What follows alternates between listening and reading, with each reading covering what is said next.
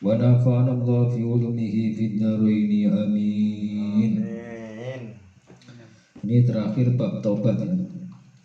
Bismillahirrahmanirrahim. Wasu'ila, dan ditanya sapa ba'dul ulama, sebagiannya ulama. Tanyanya begini, hal ya'riful abdu idza taba anna taubatuhu kubilat amruddan. Ada satu ulama ditanya, hal ya'riful abdu, hal yu'raful abdu, apakah diketahui sapa abdu hamba idza taba, ketika tobat sapa si hamba, anna taubatahu, sesungguhnya taubatnya hamba iku kubilat, diterima apa si tobat, amrudat, atau ditolak apa ya si tobat. Nah, taubatnya hamba itu diterima atau ditolak itu diketahuinya tanda-tandanya apa. Nah, ada seorang ulama ditanya seperti itu, faqala, maka menjawab sebagai ulama tadi, la hakama, la hukima, orang enggak dihukumi apa fidalika itu diterima, walakin lidalika, walakin tetapi lidalika atas itu diterima atau ditolak, ngalamatun utawi beberapa tanda atau beberapa halaman. Wahya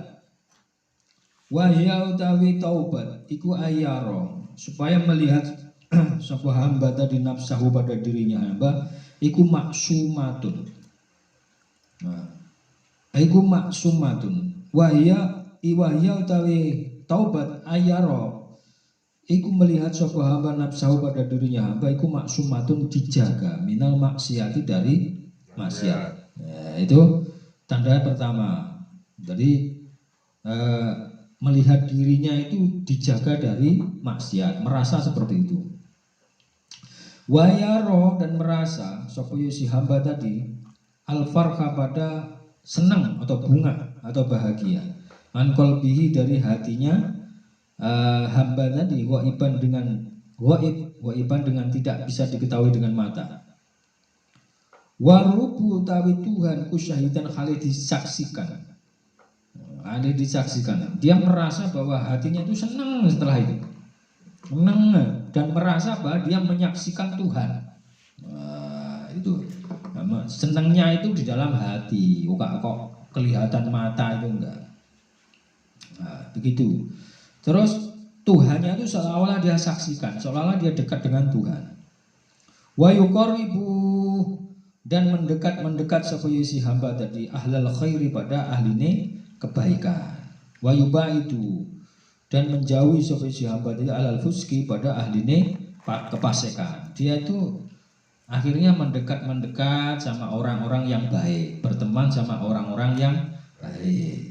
Itu terus seperti itu. Kemudian karu-karuan sekarang kok rajin sekali, temennya kok itu sekarang senang ngaji, senang apa, senang sholat, senang sekarang kok seperti itu. Lah itu maksudnya itu tanda-tandanya. Wayuba itu, dan menjauhi sofia si hamba tadi ahlal fuski, pada ahlnya fasik. Sekarang kok teman-temannya yang itu malah dia cuek-cuek saja. Teman-temannya yang dulu gangsternya itu kok diem-diem saja, sekarang malah berteman sama orang-orang yang rajin ke masjid, rajin ke musola, senang ngaji, senang sholat, dan lain sebagainya. Bismillahirrahmanirrahim. Fayaro, dan merasa sebuah hamba lakolila, pada sedikit minatunya dari dunia, kasiron itu banyak. Wal kasiru, dan merasa banyak minal amin amalil akhirat, dari amal akhirat, kolilan itu sedikit. Maksudnya ini nek ngamak, nek pekerjaan dunia, dia merasa itu itu sudah banyak, walaupun dapat itu sedikit. Tapi nek pekerjaan akhirat, walaupun itu banyak, dia merasa sedikit. Jadi masih kurang terus. Itu nek pekerjaan akhirat. Tapi nek pekerjaan dunia, dia merasa walaupun itu banyak, walaupun itu sedikit. Gimana sih tadi? Wal kasir min amal akhirat. Fayarul qalil minad dunya kasiron. Walaupun itu sedikit dia merasa banyak. Itu maksudnya seperti itu.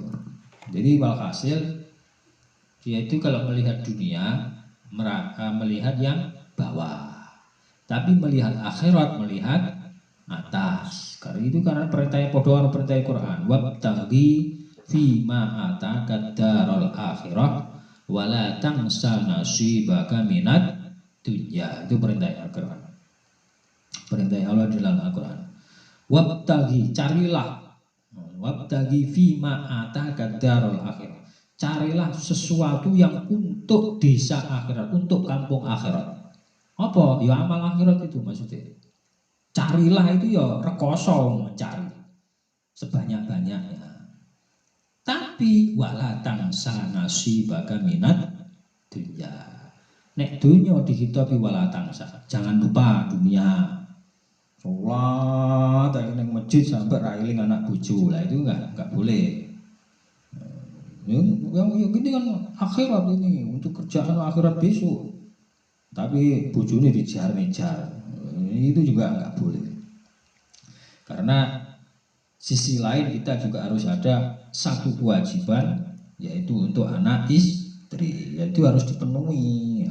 Itu namanya wala tangsa nasibaka minad dunya. Nah, dunya itu jangan lupa. Maknanya yo itu tadi melihat dunia itu ke bawah. Alhamdulillah saya dapat bisa mempunyai sepeda motor, tetangga itu ada orang yang di bawah saya itu nggak punya sepeda motor, jalan kaki terus. Yang jalan kaki ya seperti itu, alhamdulillah masih sehat, bisa jalan kaki. Nah, saya punya tetangga itu ada nggak bisa jalan kaki, kakinya lumpuh, kan seperti itu. Lah mandang akhirat dia ke atas. Kenapa orang itu bisa sholat, saya enggak. Kenapa orang itu bisa puasa, saya enggak. Nah, seperti itu. Bismillahirrahmanirrahim.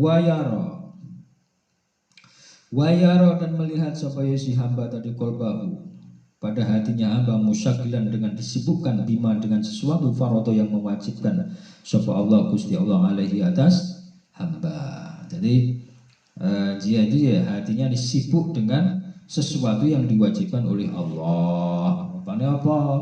Ya macam-macam. Zikiran. Rupanya apa? Rupanya apa namanya?